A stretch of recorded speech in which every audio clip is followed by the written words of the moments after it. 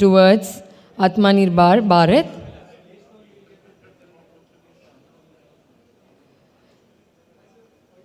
Mr. Samir Shah, past chairman and advisor, Triple AI. He is the session chairman and the moderator, the business chairperson. I would request, ladies and gentlemen, please join your hands together and welcome Mr. Samir Shah onto the stage, please.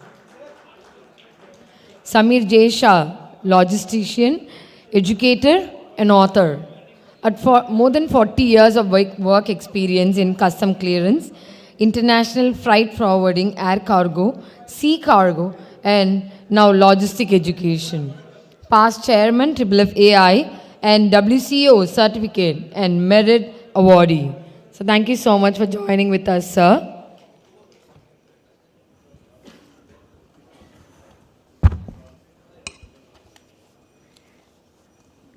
I would like to welcome Dr. Malini V. Shankar, IAS, retired, Vice Chancellor, Indian Maritime University. Madam, please welcome onto this stage.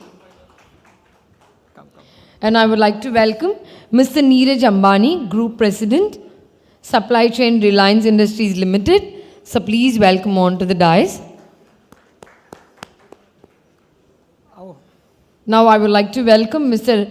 R. Giridharan, Managing Director, TN Apex Skill Development Center for Logistics. Welcome onto this stage, sir. Thank you. Come. Now I would like to welcome Mr. Tej Contractor, President, IIFF. Please welcome, sir.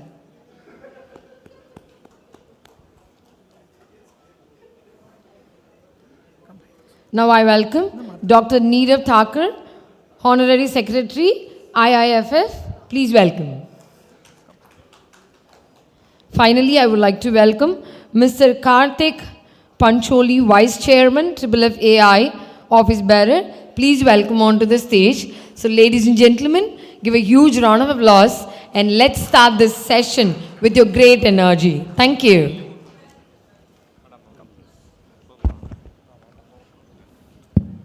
You know what? All of you all have been very stingy and conjuice in clapping.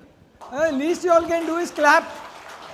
Yeah, that's better. You know, I think we need a lot of more energy. Yeah, 600 delegates and there's no noise outside the room. I think that needs to be corrected, at least in this session, whether we are good, we are bad, we are boring, whatever it is. Minimum expectations to, one, listen to us and more importantly, clap once we finish. Thank you so much. The Logistics Sector Skill Council, as many of you are aware, has divided logistics in India into 12 verticals. One of the verticals is called EXIM Logistics, Custom Clearance and Freight Forwarding. And all of us in this room primarily belong to EXIM Logistics, Custom Clearance and Freight Forwarding. What we need to recognize is that India does on an average 52,000 consignments on IceGate every day. And all those 52,000 consignments are done by you and me. So that is the first thing we need to know. What do we actually do over there? We implement so many laws, so many rules, so many regulations, Customs Act, Tariff Act, DGFT, FEMA, all your PGAs, everything. We do all of it at the same time, and the number of consignments which get delayed in customs is less than 1%. So what does this mean? This means that we are all very good, we are all needed, and I think that we all deserve a big round of applause. That this is who we are, and this is what we are all doing for the country. What are we responsible for? We are responsible for compliance, we are responsible for execution. And I think these are the two places where we are very good, all of us, individually and collectively. We are very good over there. But is this the future? I don't think the way we are working just now is the future, because while we have so many good things with us, we have a few things which are bad with us. The first is we don't trust each other. That is the biggest problem with all of us, that we don't trust each other. Somebody comes to me and tells me, your neighbor is doing my work for 2,000 rupees. If you charge me 1,800, I'll do it for you. And we all jump at it. Somebody comes and tells me, your neighbor is giving me 45 days credit. I'll say, okay, 50 days credit, and I'll jump at it.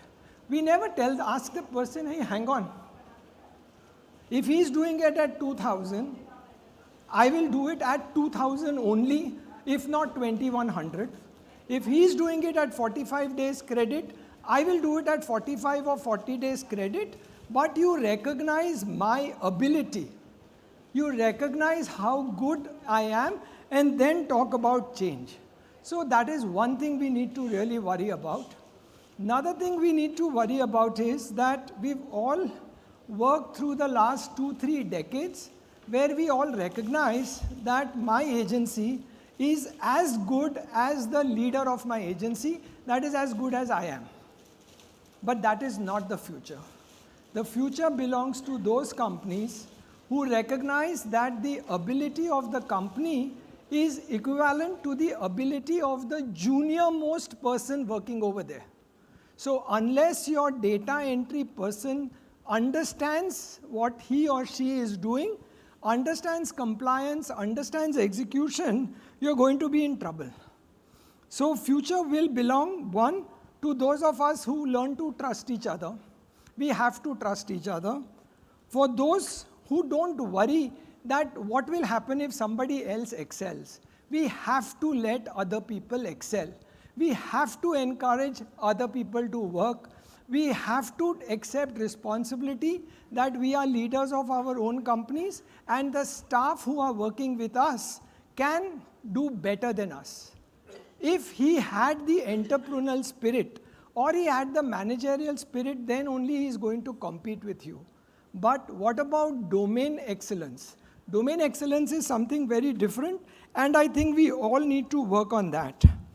According to me, this is what I feel is today's industry.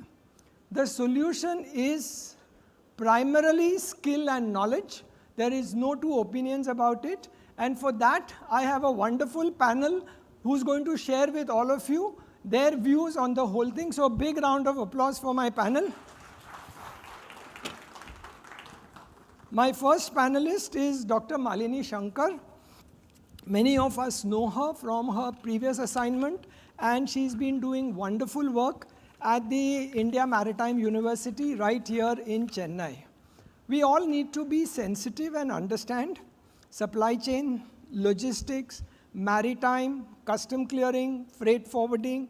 Each of them has a different meaning. Though we all belong to the same family, each of them has a different meaning, and we need to be sensitive to that. Dr. Shankar is a 1984 IAS officer, a wonderful CV, as we say in our language, बहुत strong CV है. Then she's got her doctoral degree in institutional economics from IIT Chennai, and a management degree from Asian Institute of Management, Manila, and a master's degree by thesis in chemistry from the USA. She's had a professional mid-career training at the Institut International d'Administration in Paris, where she obtained a diploma in international economics. She's received a lot of awards, and she passionately believes in systems improvement, e-governance, policy reforms, and capacity building. I give you Dr. Shankar.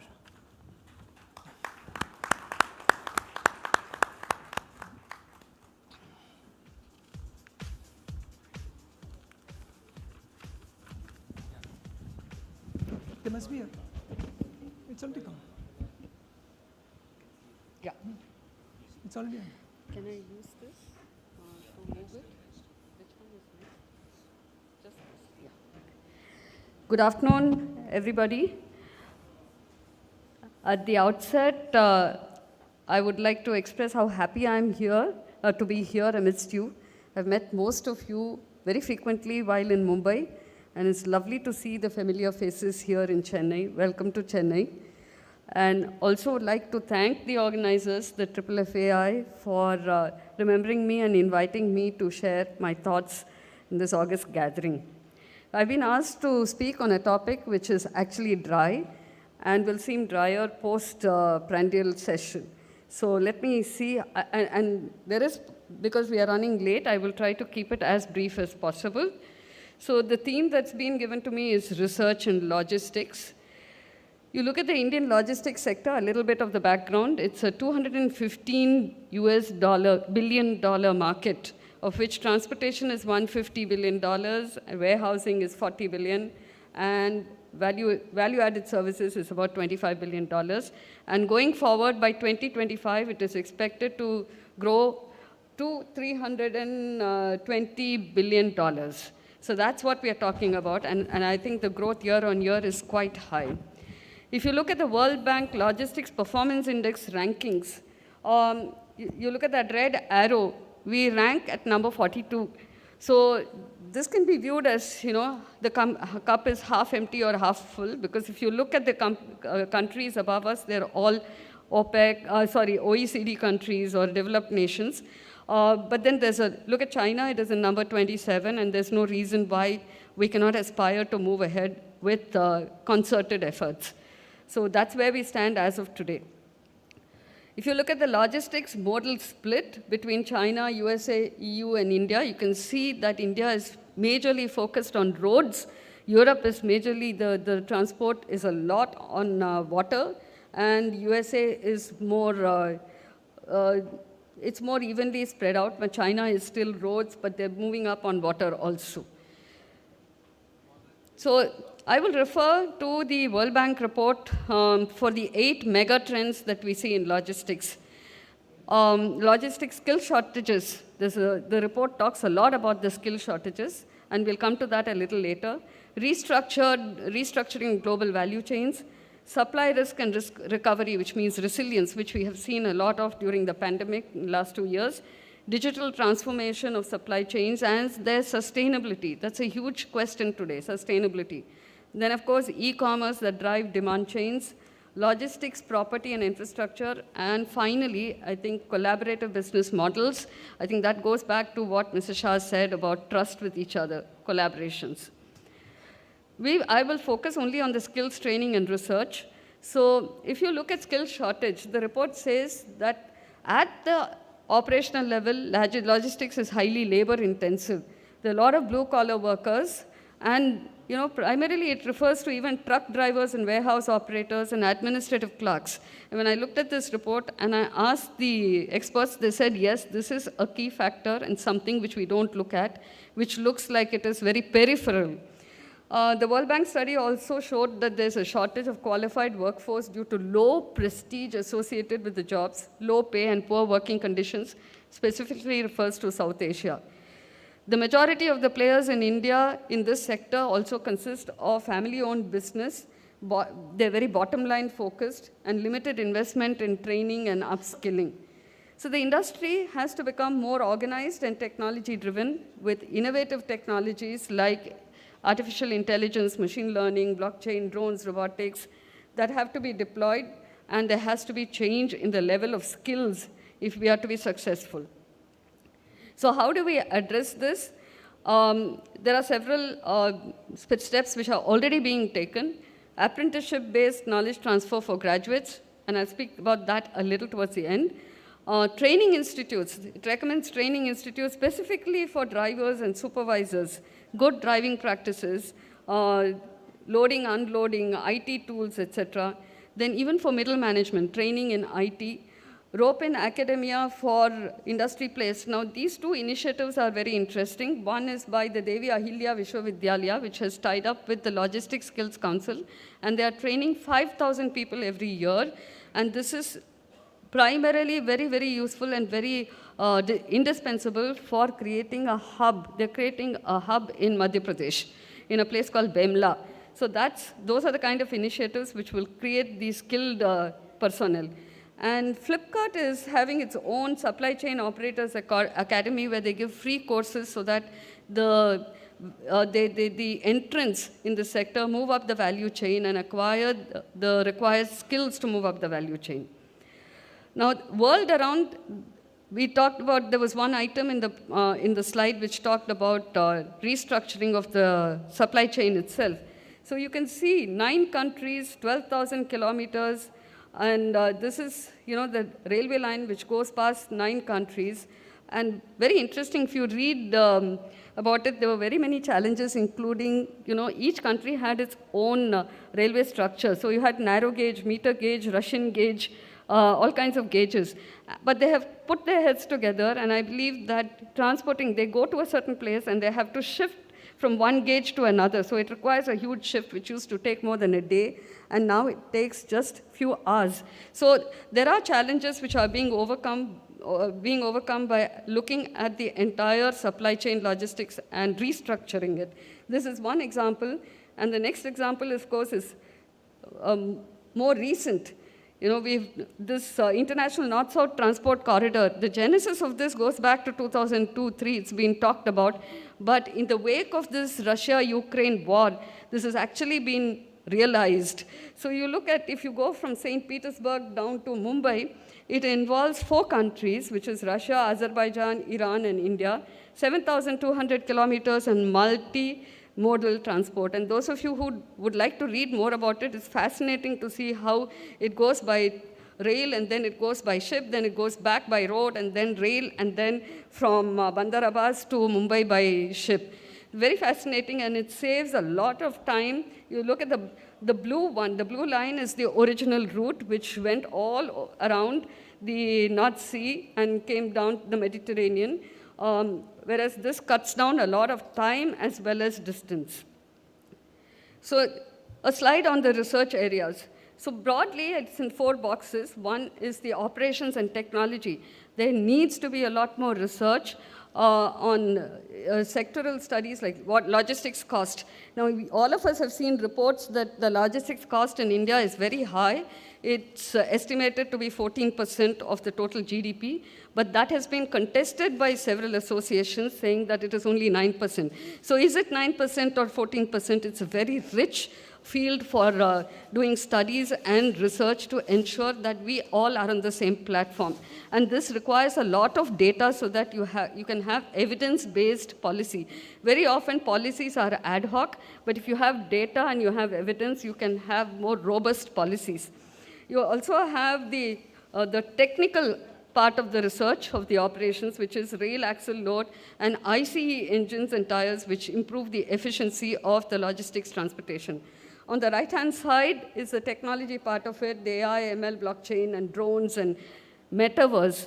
Now, this is very interesting. Metaverse is increasingly becoming very significant and a part of corporate operations, and it would be wise for all of us to be familiar with what is metaverse and see how it can be used to further our efficiencies in the sector.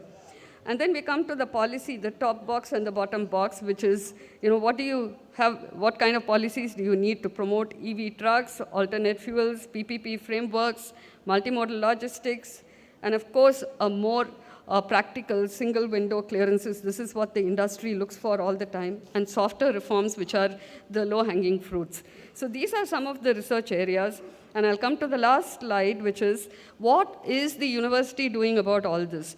Now, university, insofar as logistics is concerned, we offer 3 courses, which are well-received courses. There's an MBA in Ports and Shipping Management, there's an MBA in International Transportation and Logistics Management, and a BBA in Logistics, Retailing, and E-commerce. In addition to that, this academic year, in collaboration with the National Logistics Council, we are starting a BBA program, which is apprentice-based BBA program. Primarily, there will be 2 years of classroom teaching like a regular university. The 3rd year will be an apprenticeship, which is assured. It is not job assurance, but the apprenticeship is assured. And the benefit of this is the hands-on training for the student, and the student who graduates from this course will actually be prepared to join the industry, knowing what the industry expects and what the industry has. Because pure classroom teaching, I think reports have shown that the graduate is not really prepared for the industry. The industry has to spend a lot of time retraining the person. There's also academic and research collaboration proposed with the Gati Shakti University, which is within the Ministry of Railways. The cabinet has recently taken a decision to form this university. So this is for multimodal transport. That's why it's relevant to logistics. They look at the rail transport, but everybody is looking at it in silos. How do we get the multimodal transport studies in a very integrated fashion? Of course, there's training program for employees of ports and inland waterways. The Maritime University is also, in very short time, we will be looking at establishing a policy cell because any sector needs a resource center, which will be relevant to both the government as well as the private institutions. So if there is any policy to be formed, it requires a lot of deliberation. Very often policies get stuck or go in circles because there are opposing views, and each party comes with its own interest and outlook. So this policy cell is expected to get all these together and recommend to the government that these are the common objectives that can be achieved. And finally, and this is where I would like a lot of you to pay some attention and collaborate with us. A university curriculum in general takes a very long time to be reviewed and changed. That's how the university structure is. It takes some time. But we can't wait for, and the rapid transformation in logistics as well as technical areas is so rapid that we can't wait to review the curriculum. So what we have introduced is something called the microcredit course. This is basically 15 hours, which can be 15 hours of classroom teaching, workshop, tutorials, labs, self-study, etc. At the end of 15 hours, the person gets 1 credit. And this is again in consonance with the new education policy, which talks about the credit bank. So it can be offered to students who volunteer to acquire this additional qualification. So it's value addition. It's not mandatory. It can be offered to students as well as to industry. So it can be on specialized subjects, like if we want to do something on blockchain and AI, which is not the strength of the regular courses, and it's not required for a BTech or a BSc. So this can be offered as a microcredit course. And the reason I'm placing this before you is the guidelines of the university states that this microcredit course can be framed by either a government entity or a private entity. For example, we are talking to a maritime corporate company to look at maritime analytics, which can be offered as a microcredit course. So the company designs the microcredit course for 15 hours. As I said, self-study, workshop, everything. It can be distant education, it can be online, which just has to be approved by the academic council of the university. And the benefit is the university is able to offer this course to the students have value addition, and most importantly, the industry gets students coming out of here and having taken that course, they know they are ready to just join the industry. So these are win-win situations that we are trying to create, and I would really look forward to active collaboration at every level with the representatives who are here of the entire logistics supply chain. Once again, thank you very much for having invited me and given me the space and time to share my thoughts with you. Thank you. Thank you very much, ma'am. I think all of us must, it's working? Yeah. I think all of us must recognize the last slide that Dr. Shankar put in. I think this is the future, and the burden of all her initiatives, all the initiatives of the Logistics Sector Skill Council and the other universities in the logistics space, I think the burden of their success lies on all of you. It lies on all of us. It doesn't lie on the academicians. They can only create it for us. It's for us to recognize it, and if there's an option, first offer our companies for apprenticeship. Ma'am, we have 3 associations in Tamil Nadu, and I'll see that all the 3 interact with you. So the apprenticeship, at least as far as the freight forwarding custom clearance, whatever students are there, we'll be able to help you over there. Yeah, and the microcredit course is very good. I think what she meant was that your existing staff can go and do it at any point in time. And once they do a couple of micro programs, they will only design something that they would get a certificate which will go over. My only request to everyone in this room is, don't worry that if you spend money on your staff, your neighbor will pick him up, or if you spend money on training your staff will go away. Look at it more as an investment to the industry from which you've got so much. If he's not going to work for you, he's going to work somewhere else. But it has to be an investment for all of us. Our next panelist, we all heard him yesterday, very clear in his thoughts and very crisp, is Mr. Neeraj Ambani. He was introduced yesterday, but it's a pleasure to do it again. He is Group President Supply Chain in the Reliance Industries with over 20 years of work experience, having started off with a Bachelor of Science in Finance and Investment from the USA in 1995. He is a supply chain enthusiast and has represented Reliance in the Planning Commission, 11th Five-Year Plan Logistic Working Group, and has been a long-standing member of the Council of Supply Chain Management Professionals. He is also a member of the Young Presidents Organization and Entrepreneurs Organization, where he has held leadership positions. Ladies and gentlemen, Mr. Neeraj Ambani.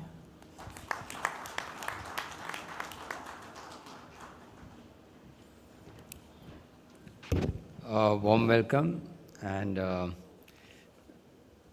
I think today when we were discussing about what I could share, I think the example came, and therefore I think my conversation will be very different from the rest of the panel, is in terms of what we really do, how we handle crisis, how do we actually overcome crisis through better supply chain planning and operation. And so let me just cover it a little bit, and then what I meant by that is that what we are learning in this entire session is about how to develop skills. What I'm really going to be talking of is how do we apply the skills, right? And that too in a end-to-end environment. And what do I mean by end-to-end environment? So I think one thing key which we realized, over a period of time as a supply chain team at my company, was that you can't let situations, you cannot let circumstances take charge of the situation, and you need to take charge of that. What do I mean by that? Is one of the things which we found very unusually is that if you look at supply chain, you normally talk of warehousing, transportation, EXIM logistics, all the different pieces, which is what we call execution. But how can you make that efficient is through better supply chain planning. And one of the key issues which I saw many years back was that from a business point of view, so there are two kinds of streams that we are dealing with in supply chain. Either we are dealing with the procurement supply chain, that means buyers who actually need to get the material in either for manufacturing or for trade or for retail, or the other extreme, which is manufactured items or traded items which have to be sold to customers. So you have two sides of this thing, either procurement plans or either sales plans. But generally, planning ends there. And it comes straight at what we call an order level or an immediate weekly plan. And one of the things which we try to do differently was saying that no, that is not what we'll do. We will create what we call a supply chain planning team. And therefore, at every business level, every sub-business level, we have strengthened what we call the supply chain planning. What do these people do? They actually take and convert the demand and procurement plans into saying that, okay, what is the way in which we can achieve the SLA in terms of time, cost, and do that on a dynamic basis, on the plan basis, as the plan keeps on changing. So you start with maybe annual plans and monthly plans, but keep on resetting that at weekly. But I think the real test happened when we got into COVID. And let me share one example of how we actually use the supply chain planning. So I think key issue was, when we had to do a kind of shift from the domestic market to export market in a petrochemical area. Overnight, we had to think, I mean, when I said overnight, literally a week before, the actual lockdown started, we realized that we are definitely headed for a lockdown. And we started thinking through what really is going to happen to our different businesses. And one thing came out very clearly is that we would have to export a lot more in our petrochemicals than what we were selling, because the domestic market will definitely have a reduction because of factory shutdowns. When we started putting our drawing board, we realized that we had to go 3x in terms of major commodities. And really, that was a kind of challenge. As a supply chain team, we took up the challenge, went to business and said, go ahead and book. Literally, businesses, I will not use this exact word, but literally in a day or two, they finished selling what they used to sell in a month. They did it in 24 hours. And therefore, within a 4 or 5 working days, we had really 3x order book already committed. And then the lockdown happened.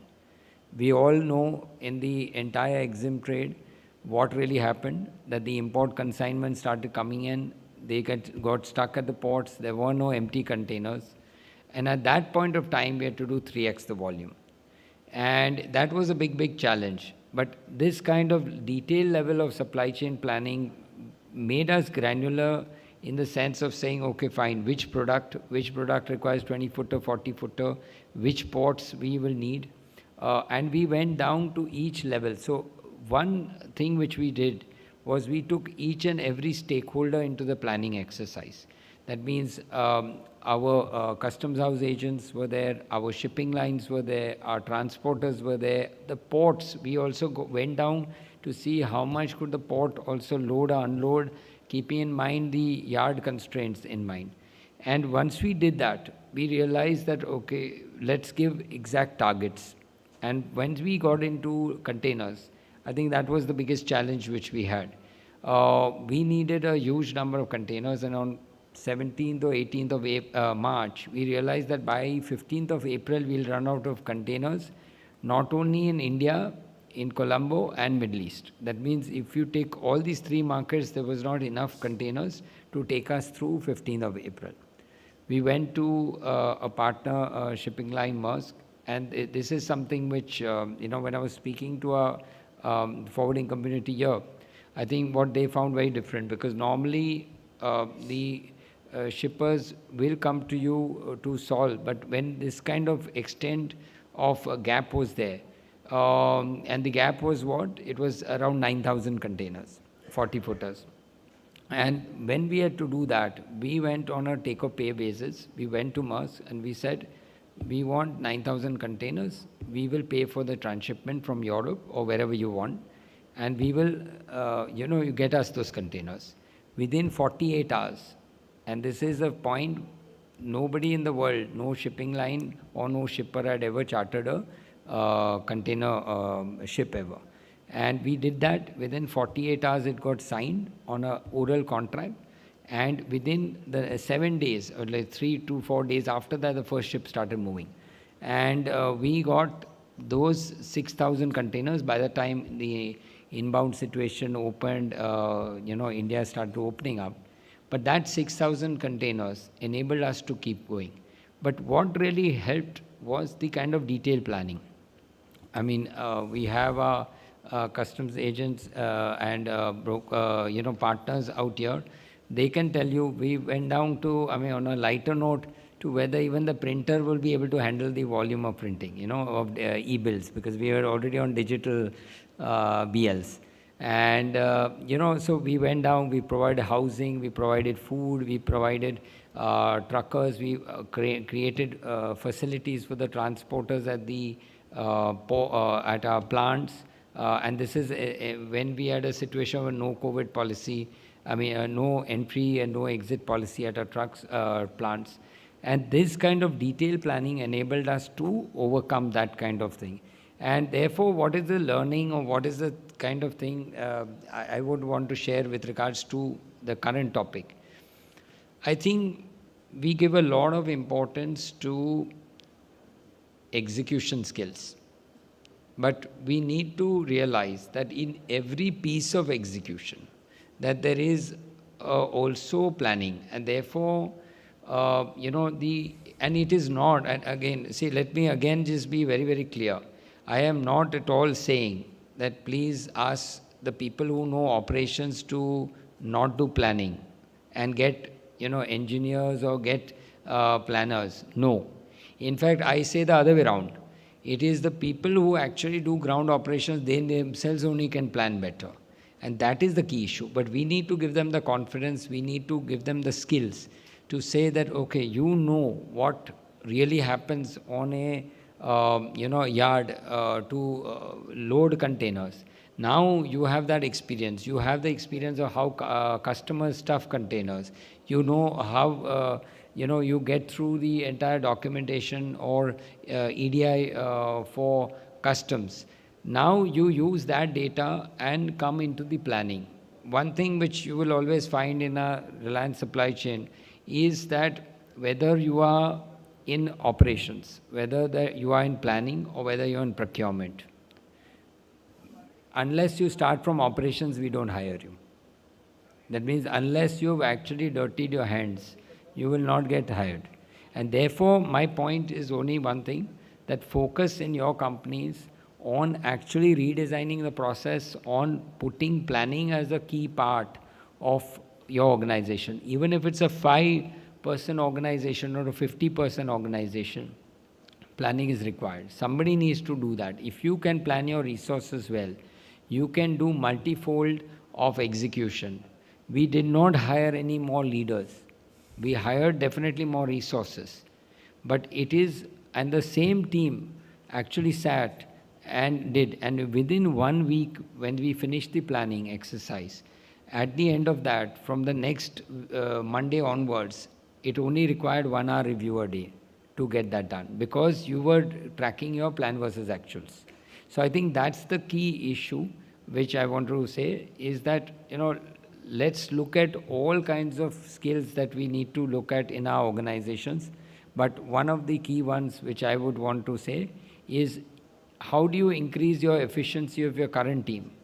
By better planning, by better process mapping, to ensure that actually we can get that execution. I think this is something which I would want to share, and that's it from my side. Thank you. Thank you, Neeraj bhai. 2 sentences I'd like to repeat what Neeraj bhai said. One was when he said, increase the efficiency of your existing team. And the only way you can increase the efficiency of your existing team is by investing in them, by giving them as much knowledge, as much domain expertise as possible. And for all my custom broker friends who are very afraid of my G card holder, my staff passing an exam and getting a G card and then after 2 years appearing for the F card, I think Neeraj bhai had a wonderful answer when he said that unless you start at the bottom operations, we don't employ you. So we must recognize even within our companies that our staff who are not pass holders, whom we resist and hesitate in giving an H pass or let them go to G, we must create a model where everyone can become an F, and then I think collectively we will be in a position to help Neeraj bhai and all such companies into doing much better. So thank you, Neeraj bhai. Our next panelist is Commander Giridharan. He is an alumni of IIT Kharagpur, IIM Indore. Now just look at the paradox. Okay, we are all logisticians. It's only in the last 8, 10, 15 years that really educated guys want to come into logistics. And here we have an IIM, IIT guy saying, I want to work in logistic education. I want to help your industry do better where you all should be working. So I think that, sir, makes you stand out for all of us. He's had 30 years experience as a senior academic administrator in leading universities, corporate training academies, institutes, multinational companies, skill development centers, and in the Indian Navy. With this, I present to you Commander Giridharan. Thank you, sir.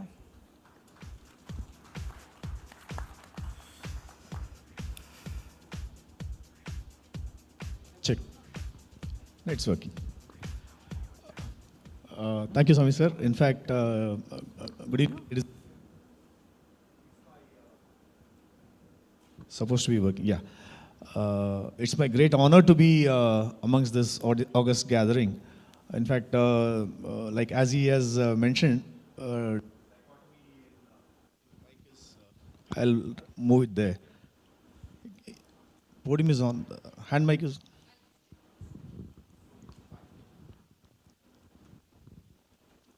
Podium mics are always limiting for teachers.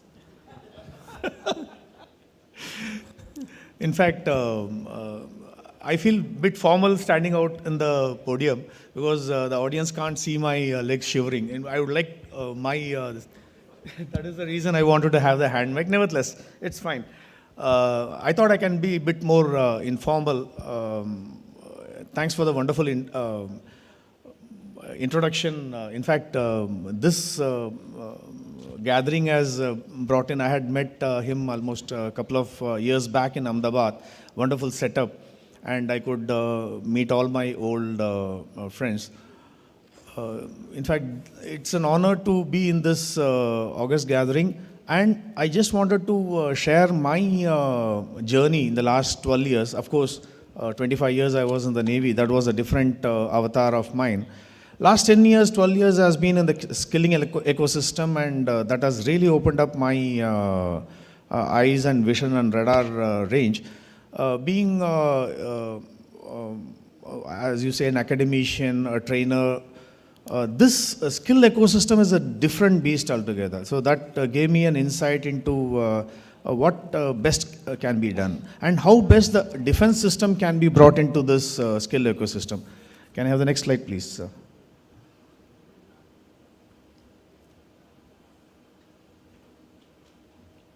The next one. In fact, a lot of myth about skill ecosystem and what is the reality. Whenever we go to any such gathering, we just show this slide. This is the potential placement companies. A lot of companies are waiting for you, and you'll be placed in one of these companies. In fact, this is a slide, I also have been using it for quite some time. But what is the reality? This is the reality. And every day in newspaper we keep seeing, there is a dichotomy in this. What is that which is not so right, which we are doing? Being in the skilling ecosystem, being in the industry, are we doing something wrong? We just wanted to do some sort of an introspection. So my slides for the next 10 minutes will be whatever I had realized over the last 10, 12 years, I have just poured out my heart. It's not to pinpoint an organization because every system, including me, have some strength, weakness. So being a defense officer, I would like to bring that aspect or the perspective of it. This is a PwC 2020 annual global CEO survey, which says 17% of US CEOs and 30% of global CEOs felt their upskilling programs were very effective. So if I read it the other way, yeah, thank you. Check. If I read it the other way, 70% of global CEOs felt upskilling programs were not effective. So accelerating digital transformation. So where is this disconnect? So there is a huge gap between the myth and the reality. I've just listed out certain parameters which we used to do it in the defense. When we carry out some SAN model discussions, I'm sure some of you might be from the defense as well. We list it out this way, where we have our own strengths being listed out, stakeholder strength, though we actually call it enemy strength. Here in this scenario, we call it the stakeholder strength. Own weakness versus stakeholders' weakness, own course of action, stakeholders' course of action. And the last, 7th and the 8th point, what is the best course of action for the stakeholder and what is the best course of action for us? So we can take it, we can play a role either way. So you call the stakeholder being a student or a candidate or a resource in your industry, in your company, and the skill ecosystem on the other side. or the industry on the other side. We can take it either way. I just made a small analysis. These are the popular statements which we use it for blame it on others. So we have that syndrome. Everybody says that I am okay, you are not okay. I have also gone through this. Everybody has gone through at some stage of life.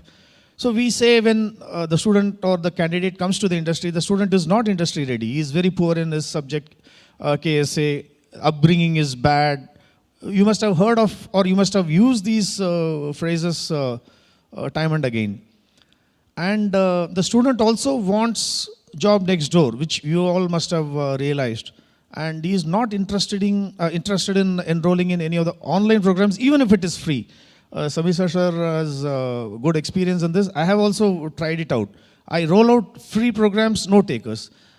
So also the curriculum, what ma'am was mentioning, outdated curriculum. But from his perspective, I just try to see or introspect from his, put myself in his shoes empathetically and try to see what he would be undergoing. So, and I have interacted with these candidates and students wherein he has said, what has been promised by the HR is not, or the placement officer is not the reality. And they confuse us with CTC, the working conditions, the work culture. And the attrition, what we attribute, the main reason, as you all know, they change the managers, they don't change the job, which is a very, very important parameter wherein I fully endorse Neeraj's statement, where planning, when it is not done by the right person, the right time, the right way, the resource changes the manager. So the pay package is not commensurate with the skill set, and the Logistics Sector Skill Council, particularly which is the apex body for setting standards, no industry in my last 4 years journey is really asking for, is my candidate level 4, level 5 certified by Sector Skill Council? No industry has asked for. And the policy setting body, though I was registrar of one of the university in Karnataka, though we have set standards where, like as I was mentioning about logistics sector skill setting standards for NSQF, and almost the journey is 3 years for EC members. You all know that the empanelment or the industry validation takes almost, to formulate a QP, it takes almost 3 years. After all this journey of 3 years, finally when the standards are set, this is going to be NSQF level 4, there are no takers. So where do we miss, what is that which we really miss here? And we are trying to build a bridge between academia and skilling ecosystem and the industry, but we always try to blame it on the UGC system is bad, the AICT is not, the sector skill councils are not at in current with reality. In fact, like ma'am was mentioning about the microcredit, how many of us really know there is a inter-university transfer credit? The credit can be transferred from one university to the other university, but not many takers.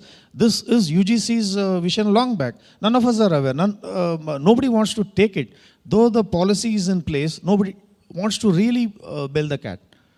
So there are universities which are doing well in masters by research, like what apprenticeship and other things we are slowly picking up.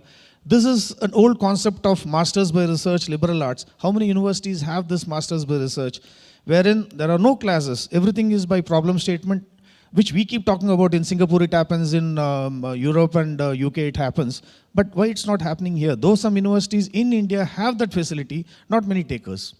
This is the reality. Okay, I just tried to find out what could be the probable root cause for all these things.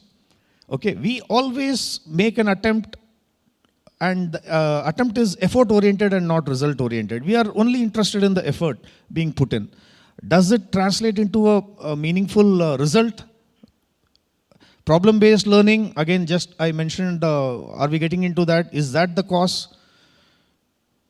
The attrition, is it because of the upbringing of the student, the peer pressure or the parental pressure who pressurizes the kid to come back to his native? Or are we working in silos?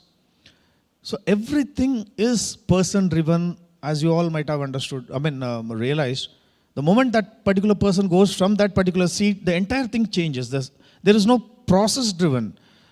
In fact, I'm not generalizing it. There is a kind of system which is there where if it is process driven, the industry grows. And like there was a mention about this point number 6, where is the cost really reducing the skilling and training? Do we really require skilled manpower? Because the moment I skill him, he's going to switch over the job for maybe 500 rupees or more. So that has been the misconception, but that has been rightly set right before. So gig worker culture is there.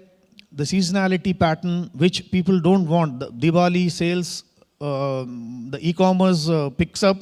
He also knows that next 6 months I'll be jobless. After 6 months I'll be jobless. So that kind of the Damocles sword being hanging always, it's a deterrent for that resource to continue in that particular thing. And whenever he switches job, there is always a social cultural difference, the peer pressure.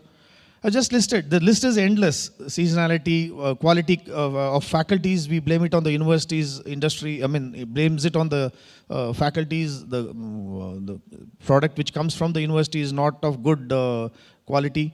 And during the lunchtime, we just had a discussion about lack of knowledge about the National Apprentice Promotion Scheme. I'm happy Reliance Industry has taken up with the 3PL the concept of apprenticeship, wherein I personally failed in getting inroads into the industry, wherein they say, since you are from Tamil Nadu skill development, are you from the labor department, come to inspect me? That kind of suspicion is always there. So to avoid that, we need to have more transparent interaction with the industries and have more grassroots level, panchayat level connect so that the attrition can be reduced. In fact, whatever probable root cause I have mentioned, everything has a story behind. Since paucity of time, I don't want, because when I say lack of grassroots level connect, we had certain incidences where the entire en masse the students just disappeared over weekend. When we found out they are from a particular village, we called up the village panchayat. Within 24 hours, the entire team was back because they were scared of the panchayat president there rather than, we know where, when we pinch where it pains hard. In fact, I failed miserably when I said there is a free training program by Government of India, Government of Tamil Nadu. I really struggled to get the enrollment done, registrations done. I have a mandate to skill train around 10,000 students in Tamil Nadu. I'm not able to do it. Hardly I've touched around 3,000 in the past 1 month. I don't know what is the reason. In fact, you can give me a probable solution to fix these problems. Nobody wants to enroll even for a fee program. It is fully paid by government. So, but when I say you pay 100 rupees for this program, they say it's too high, I can't pay. When I say it's free program, nobody is registering. This is the reality. And we also make certain decisions, armchair diplomacy, I don't know, that is also hurting the ecosystem. And I also blame myself, like I am not in touch with reality. So, like Samir Bhai was telling, Neeraj Bhai was telling, where you grease your hand, I used to grease my hand wherever I go. Go to the grassroots level, understand their problem, empathetically understand, then try to correct the system. But still I am a failure. So, that last thing holds good, blame it on others. So what we did, probable solution, because I keep telling others are, you're not okay, I am okay. We did a small interactive session with all the think tanks, almost 40 industry heads came, headed by Mr. Uday Chandran IAS. He is presently the project, Nan Mudalvan special project head. He is my chairman now. He brought in around 40 top industrialists, and the task given to them is to spell out clearly what is that current job role which is going to be in demand, what are the add-on courses you would like to add on, and what are the short-term internships which you can offer, and what are the industry-ready ideas or contributions which you suggest. These are the 4 broad categories in which they were tasked to speak on. So we had a good this thing, and these are the recommendations by the industry list. In fact, this presentation is there. You can copy it. I can request Vijay Kumar sir to share it with others. These are the industry experts' job roles, which they say they'll claim that it is in great demand. So I leave it here. These are the recommendations which they have said. These are the demand in logistics and supply chain in all the 12 subsectors. Okay. So basis which they had given me a mandate to skill train around 5,200. In fact, Ms. Divya Innocent IAS, she's the managing director of TNASDC. She told me, I have given you 5,200, you enroll 5,200 or you enroll more, I will give you another 10,000 students because 1,60,000 students are in the final year in the the final degree. She's giving me that opportunity and she said, I will fund the final year skill development programs. But I'm not able to enroll from the government colleges, though we have fantastic connect between the principals, the placement officers, the nodal officers, but still I don't know, there is some disconnect between, I'm not able to figure out yet. So these are the courses which we have rolled out: inventory analyst, quality analyst, the list is there, and of course export-import documentation executive. This is all as per NSQF aligned courses. This in regional clusters, if IIFI can handshake with me, I'll be grateful. In fact, thanks to Shantanu sir, we had a good interactive session with the AMTOY members and they had promised me the same slide I am. With your permission, sir, I am flashing it here as well for requesting the IIFI members. The same thing which we request the expert faculties from IIFI for the college graduate case study based skilling, hackathons, problem solving systems, field visits, internships. So these are the things which are the need of the hour, which I request the IIFI members, if they can contribute to me, if you can contribute to the skilling ecosystem in Tamil Nadu in particular, because my domain, geographical domain is Tamil Nadu for the time being. So if you can help me out in fulfilling these requests, I'll be grateful. And 6th, 7th and 8th point, I leave it to the IIFI management to take a call, to have more visibility, to have more closer connect with the academia. So from the ecosystem, I will give you highly skilled youth, because it's not one way I take it from you. I will give you the skilled youth which you have been asking for. And they will be totally aligned with the needs of IIFI, I promise. And almost 10,000 students I can give you straight away. By December, you call me, I will produce the students wherever, whichever place you want, whichever job roles you want, I will give you the pan-India. And 6 regional clusters I have, straight away they can come there and pick them up. These are the additional courses which I have been told, you take it on, I'll give you 10,000 more students allocation, you can skill train them. These are the additional courses. This is basis of, this is based on the think tank observations. So this is my last slide. If the team can play the video, I'll be happy. Otherwise, I have finished. Is it possible? Yeah, please. This particular video really touched me, that's why.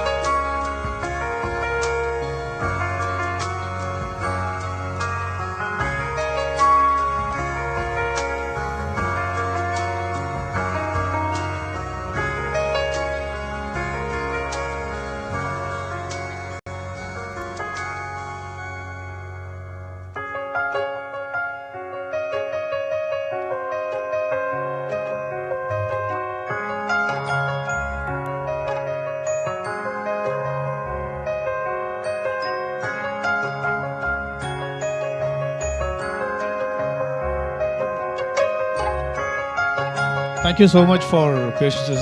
Thank you. Thank you, Commander. That was wonderful. Just to put it in perspective for all of us, there are about 26 colleges in India.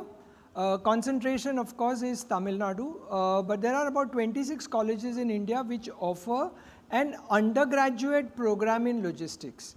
So if any of you want staff, you should contact one of these 27 colleges rather than just employ तेरे गांव से किसी को लेके आ मैं job पे रख लूँगा. Try and employ these boys and girls who will come out of all these colleges. And the program that ma'am spoke about, 2 years study and 1 year on the job, I think that is the future for our industry. Also, we need to recognize that large number of institutes offer certificate programs in logistics. Now with the classification that the sector council has come in, we'll have a large number of certification happening in the individual verticals.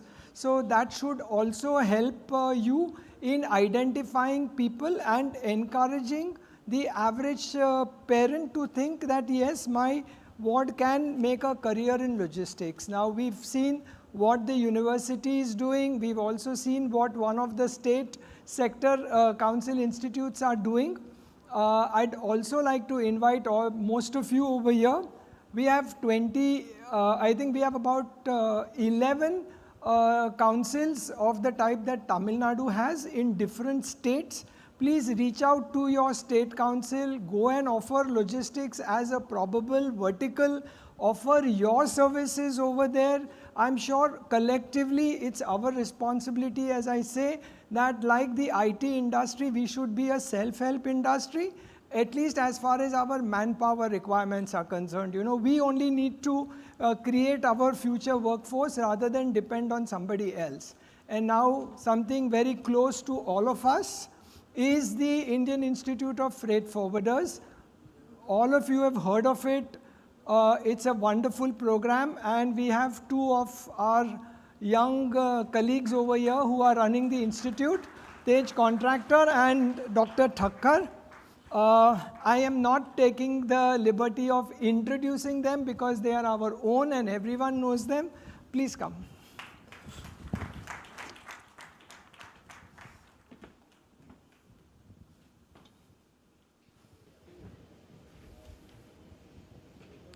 Thank you very much, Samir Bhai, for the lovely introduction. We are your own. It's an honor to be on such an esteemed dais and to be speaking with the likes of Dr. Malini Shankar, Mr. Neeraj Ambani, and Commander Giridharan. So, over the next 10 minutes, we're going to take you through what initiatives we are doing and what we will do. But before that, we know it's just been lunch. And what if we told you in 10 minutes we're going to make you hungry? Would you believe us? Would you believe us? Those who say yes, raise your hand. Okay. So we'll take that as a challenge. Over the next 10 minutes, we will reignite your hunger, not for your hearts, but for your minds, for your learning experience, and for your love for logistics. And we are going to do this with 6 quotes. Yes, we're just going to do this with 6 quotes. Each quote has a relevance to us in our way of working, in our lives personally, professionally, and individually. We start with a quote, impact. Your best teacher is your best teacher is your last mistake. It is by Ralph Nader. A teacher has the biggest impact in one's life as they set the foundation for your future. At IIFF, we ensure that all our faculties are the best in their respective fields. After today and tomorrow's business session, each of you is going to be a teacher. Each of you have already made an impact amongst everyone here. If you reach out to 10 other people and share what you have done here and what you will take home, you will impact 6,000 people. Imagine the impact that you have with the power of multiplication. Help us spread and share knowledge and impact lives. Moving on to the second quote, discovery. How we teach. The art of teaching is the art of assisting discovery. It's a quote by Mark Van Doren. Taking the principles of andragogy forward in our curriculum, we as teachers, we are actually sharing our experiences and assisting discovery in our everyday programs. We are proud here not just for the fact that we impart training, but for the impact that we have on learners. Our unique methodology to learning ignites not only what the learner does, but helps it do differently. Join us for our programs and discover yourself, your ability to think differently.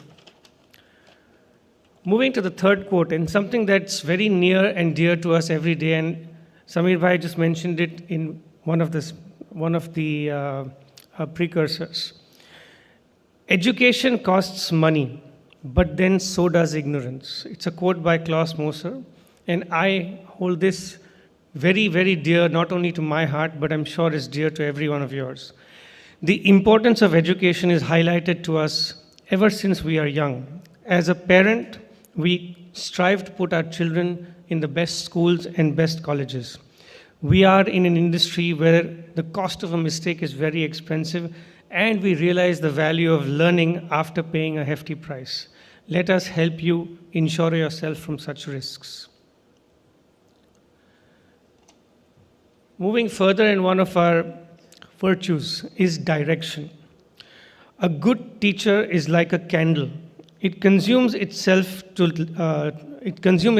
light the way for others. It's a quote by Mustafa Kemal Atatürk. Teachers were once also students.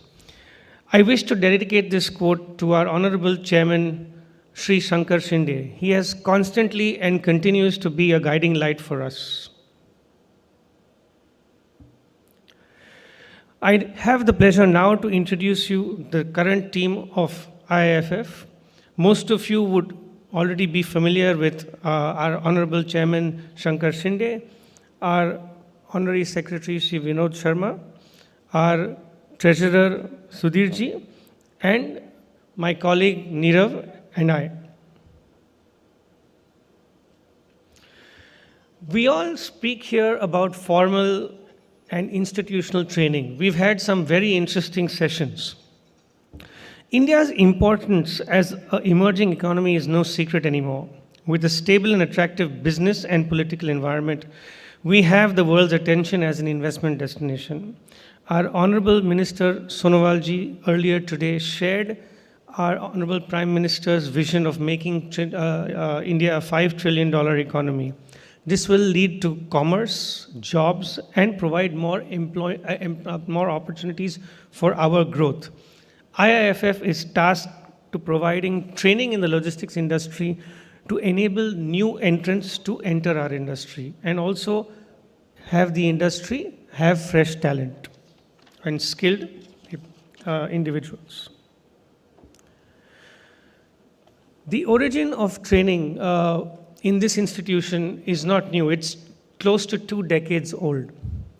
FFAI realized the importance of training in the early 2000s, and in 2004 launched the Indian Institute of Freight Forwarders with a primary focus on training and skill development. Our programs are not only unique, it is our teachers that make it unique. It is you who make us unique. And the books, the curriculum is also written by us logisticians. That's what makes us different. IIFF was the brainchild of the past chairman of FFAI and first president of IIFF, the late Mr. Mayur Contractor, and was launched then by the FIADA president, Mr. Isa Baluch. Going further in sharing the last 2 quotes and what we do and what we intend to do differently, also taking a cue from some of the sessions that have already been conducted, my colleague Nirav will take you through the rest of the session. Thank you.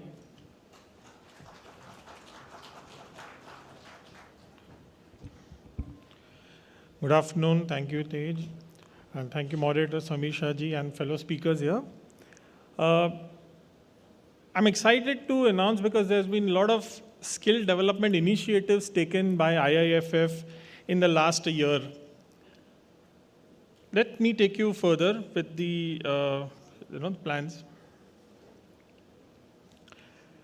As Mr. Tej just mentioned about a quote, we have a unique way of teaching, which is involvement.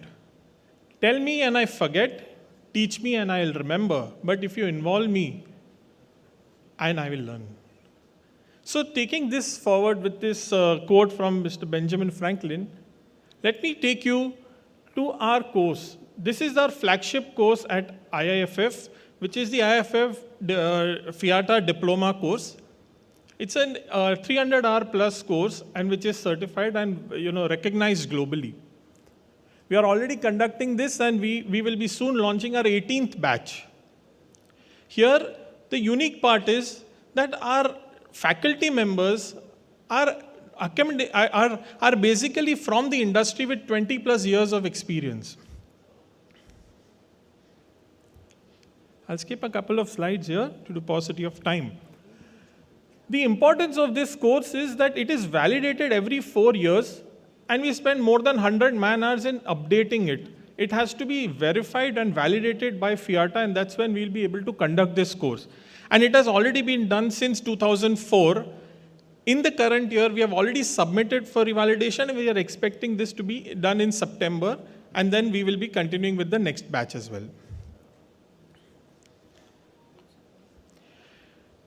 Before we started with the online course, we were conducting the distant learning course. And during distant learning, we realized the importance where there has to be a physical, importance where the faculty and students interact, apart from the self-learning course. And that is when we decided to have a COE program, Centers of Education, where the same course that we are conducting can be taken forward through other institutes. They will take forward our IIFF course and conduct it. So we have tied up with institutes, universities, as well as some training centers, and they are taking this IIFF course, our course, which will be taught to students at the other pan-India locations. The other exciting part is we have signed a few MOUs, and I'll be highlighting a few here. The one being national, first one being with National Institute of Industrial Engineering, NITI. This is going to give a cream crowd because the institute is a premier prestigious institute which are carrying out postgraduate courses and especially with a technical background, engineering background. We have heard Mr. Shashikiran Shetty, the chairman of NITI, even yesterday and today. And he has got tremendous plans. So tying up with IIFF is good benefit where our industry will get the cream crowd out of this institute. We are already working on a program to be set up with NITI. The Center for Trade Facilitation Logistics under the IIFT, Indian Institute of Foreign Trade. IIFT is the premier institute in India for foreign trade and FFI's IIFF is the premier institute for freight forwarding. Now when we are tying up, we are already working on a joint program which is going to be announced very soon and this will help our industry a lot. Also, a lot of information has been shared by my fellow speakers about the logistics sector skill council courses, where IIFF and FFI are helping in order to create industry validation for many for the roles in our FFI industry. There has been a dynamic shift once COVID has come in, and now we have seen that a lot of involvement in technology has happened, and we have adapted to the same. IIFF has now started the digital learning platform. Here we are already on the testing stage. We are going to conduct short programs which are going to be carried out at the convenience of the learner, the time, the space, the place, anything. In fact, our members of FFI will also be able to use these programs in order to orient their staff, in order to recruit. Yes, when I say recruitment, there is also going to be a platform here where they will be able to recruit students because every student learner who is going to participate in this program will be graded and they will get marking system, and this is also going to be helpful. This is going to be powered through an online program platform, 21cc. We'll be giving this information soon. And before I conclude, how many of us have played board games? And how many of us have played games in logistics? Well, to inform you, IIFF has already trained a lot of students through this game.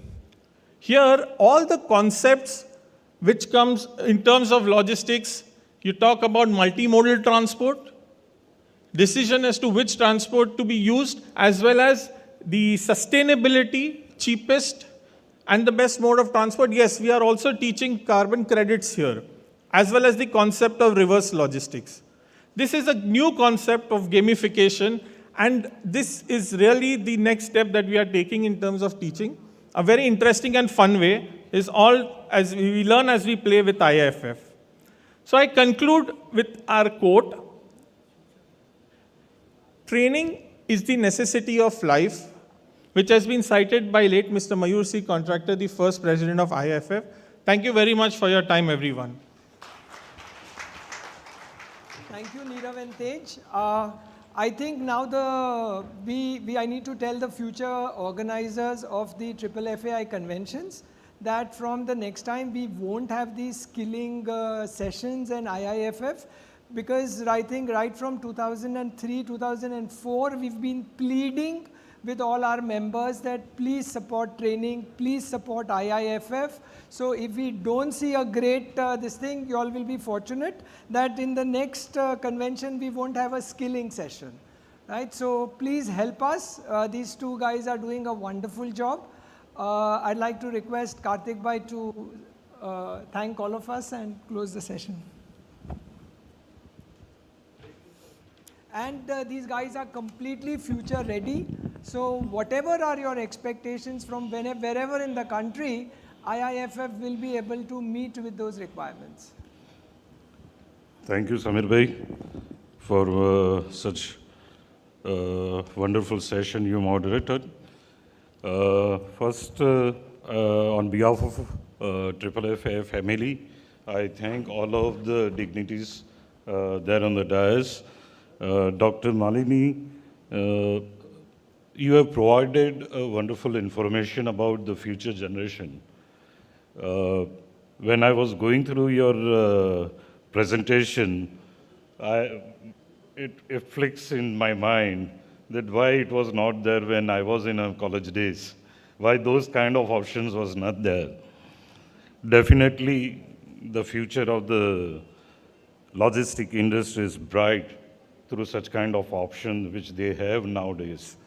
Neeraj Bhai, I say the way you encourage everyone with the citation you quote, that under any circumstances, once you decide, once you plan, then anything is possible. I personally believe, and I have made one quote for myself. Today I'd like to share with everyone, that if you bang your head, anything is possible. But if you don't, everything is impossible. So under any circumstances, and especially, I can say that logistic industry and custom brokers, they do very frequently to manage the entire show. Commander Giridharan, you put a realistic picture in front of all of us. Yes, we all need a real-time assessment, and that too our self-assessment, and accept the reality to do the progress. Neerav and Tej, always you are putting extra effort than what we expect you to do. You are always 5 steps ahead than what we expect. Especially to educate the coming generations in logistic industry, your efforts, I think my words are too short for that. And the entire team of IIFF. Last but only thing I like to quote here is that we know earlier we used to quote there is a generation change. But we used to quote there is a generation change in social society. But now there is a fast generation change taking place in business society. We are in this skill development session. We ourselves witness in last 3 years. In this part, we should be thankful to COVID, though it is a pandemic, but enhance our skill within this 3 years like anything. What we were 3 years back and now what we are today is totally different. And so that this process we need to continue, right from our bottom level in our own staff, or be it our business family or our own family. The skill development is the continuous process. We may quote ourselves that I am a skilled person, or we may not, but we need to polish our skills on a day-to-day basis. That's the fact. And with this, again, on behalf of AAFI family, I'm thankful to each of you for sparing your valuable time and conducting this session. Thank you. Thank you, all of you. Thank you so much, ladies and gentlemen.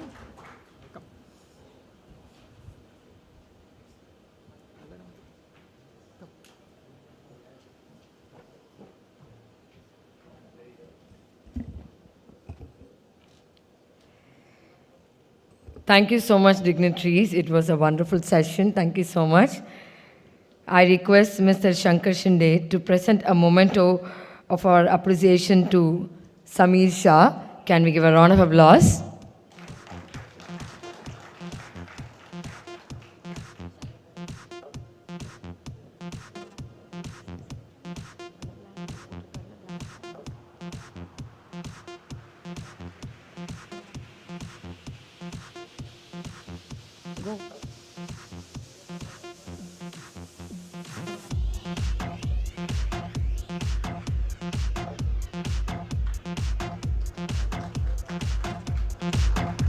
Thank you, Mr. Shankar Shinde. Now I would request Mr. Samir Shah to present a memento of our appreciation to Dr. Malini Shankar.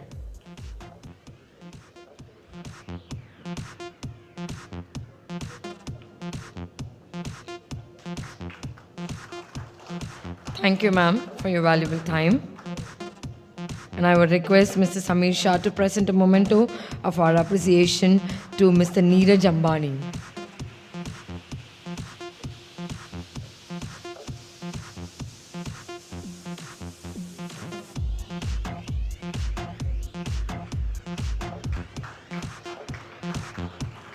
Now I request Mr. Samir Shah to present a memento of our appreciation to Mr. R. Giridharan.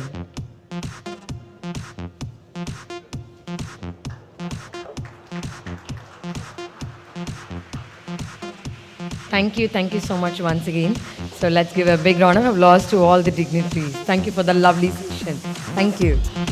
And now, this session was sponsored by Bangalore International Airport Limited, and I would request